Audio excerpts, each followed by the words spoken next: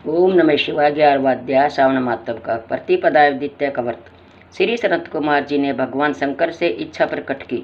हे प्रभु, आपने मुझे सब वारों का महत्व बताया, अब मुझे तिथि महत्व के बारे में जानने की इच्छा हो रही है। श्री उमापति बोले, हे सनत कुमार, श्रावण का महीना मुझे सब महीनों से सबसे अधिक प्रिय है। श्रावण मास की प्रतिपदा यदि सोमवार को पड़ती है तो श्रावण मास में 5 सोमवार होंगे। ऐसा करने पर यह रोटक व्रत कहलाता है। उस दिन मनुष्य को व्रत रखना चाहिए। यह 3.5 मास का भी होता है। रोटक व्रत लक्ष्मी की वृद्धि करने वाला, सब कामना को पूर्ण करने वाला और समस्त सिद्धियों को देने वाला है। अब मैं तुम्हें रोटक व्रत को करने का विधान बताता हूँ। श्रावण मास के शुक्ल पक्ष की प्रतिपदा को प्रातःकाल उठकर रोटक व्रत करने का इस प्रकार संकल्प करना चाहिए, आज से मैं रोटक व्रत करूंगा। हे जगत गुरु, मुझ पर कृपा करो।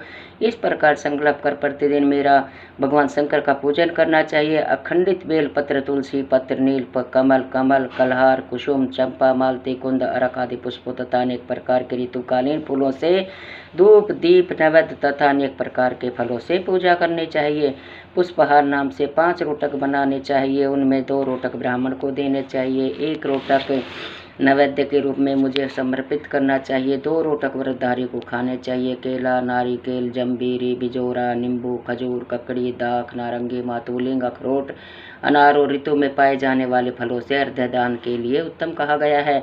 इस व्रत को पूर्ण कर लेने पर सब कामना पूरी हो जाती है। सनत कुमार, अब इस पर व्रत का पुण्य फल सुनो। जितना फल 7 समुद्र पर्यंत भूमि दान करने से मिलता है, उतना ही फल इस व्रत को विधि पूर्वक करने से प्राप्त हो जाता है। इस व्रत को 5 वर्ष तक करने से अतुल धन संपत्ति प्राप्त होती है। इसके उद्यापन में सोने के 2 रोटक बनाने चाहिए। पहले दिन अधिवासन करके अन्य दिनों में प्रातःकाल शिव मंत्र द्वारा घी तथा बेल पत्रों से हवन करना चाहिए। इस प्रकार व्रत करने से मनुष्य की सब मनोकामना पूरी होती है।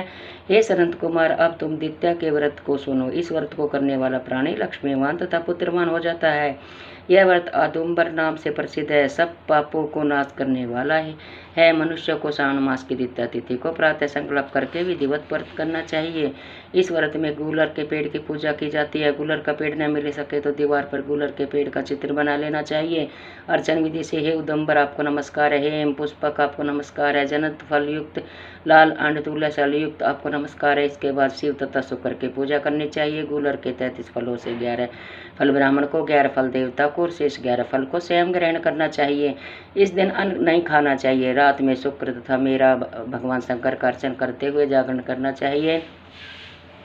इस प्रकार यह व्रत 11 वर्ष तक करे, फिर इसका उद्यापन करे। उद्यापन में सोने का फल, पुष्प, पत्ते आदि के साथ गुलर का पेड़ बनवाकर उसमें स्वर्ण की बनी हुई शुक्र तथा मेरी मूर्तियां रखकर पूजन करना चाहिए। दूसरे दिन प्रातःकाल छोटे छोटे गुलर के फलों से 108 हवन करे।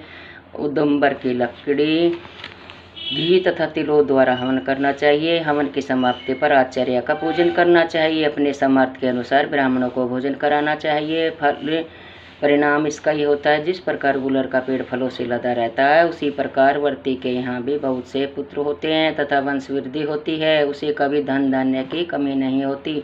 ओम नमः शिवाय। इति 11वां अध्याय संपूर्ण।